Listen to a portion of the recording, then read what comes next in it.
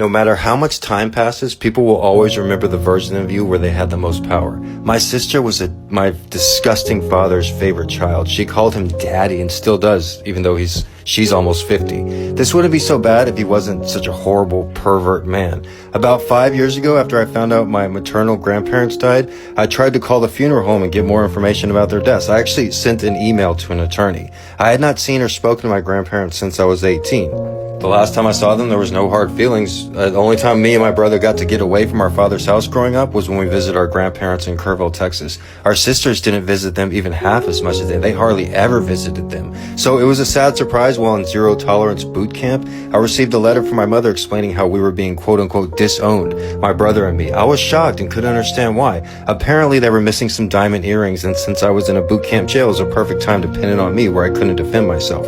Growing up, our sister Carrie was the biggest thief imaginable. She was allowed to steal with me and my brother with total impunity.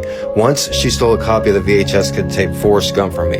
There was nothing I could do about it. Like I said, our father let her steal from us, so I purchased another copy of the same VHS tape, Forrest Gump, my favorite movie at the time. Except this copy, I made sure to write clearly in black marker on the front of the tape, "Carrie, do not steal this copy. You already stole my first copy. You don't need two." Then, when I came home from work that day, bam, she had stolen the second copy. Years later, after she moved out, I was visiting her apartment and I saw her collection of VHS tapes, and there were two copies of Forrest Gump, the first one that she stole and the second one that said, "Please don't steal this." So when I heard about the diamond earrings being stolen, I immediately knew who actually stole them. It was the hardest letter I ever read because of my mother's disappointment, and we weren't allowed to contact anybody in boot camp, so I couldn't defend myself. My grandparents were somewhat wealthy, and growing up, our grandfather would always promise me and my brother many things after he had passed. I hadn't done anything wrong, so it came as a huge surprise they just cut me out like that. I tried to get more information about the funeral home in 2017, and that was that. 5 years later, at the end of 2021, I started getting 1 million views per month on TikTok, and my brother tells me, "My shitty sisters are watching my videos." Then, there are people I haven't spoken to since our mother's funeral. This particular sister used to abuse the fuck out of me when I was a kid, and our scumbag father encouraged her. He encouraged me to get into cars of strangers. That's what kind of person he was. That's what kind of father he was. I knew they had not just all my grandparents' possessions, but all our mother's stuff too. My grandparents hated my father just like how my mother did, but somehow through lies and thievery, my father ends up with my mother's parents' house, my grandparents' house. Though, like I said, they hated him. I remember my sociopathic father, the last time I saw him was at my mother's funeral, and he was smiling and mocking her. It was like my mom died with some of his secrets. So when I started getting views on TikTok, after not contacting them at all, I sent her one letter and a voicemail explaining exactly how I felt about them, how I disliked them, how I hated them. Then all of a sudden, they agreed to send me a few of my personal pictures. When I tried to ask them objective information about my grandparents and my shitty father, they spoke to me like I was a child, but in actuality, after reading their poorly written letters, they were children. They invented these elaborate stories which didn't match up with my clear memory.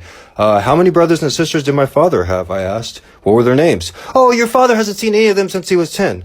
"Oh, what about Uncle Larry, who lived with us in Bulverde for a month when I was in first grade?" They obviously figured I didn't remember that. No comment. What happened to all my grandparents' wealth? I asked. "Oh, well, you know the stock market. Your grandfather, he put it all on one stock, and, you mess up one stock, you lose it all. You know how it goes." Obviously, my sister's dumbass husband doesn't know how the stock market goes. My grandfather had a portfolio of blue chip stocks like AT&T and Borden. The only reason my sister graduated from Incarnate Word College was because our father was a professor there. She also got free tuition and lived with our scummy father, but she used our mother's address in the poorer part of town so she could scam the federal financial aid.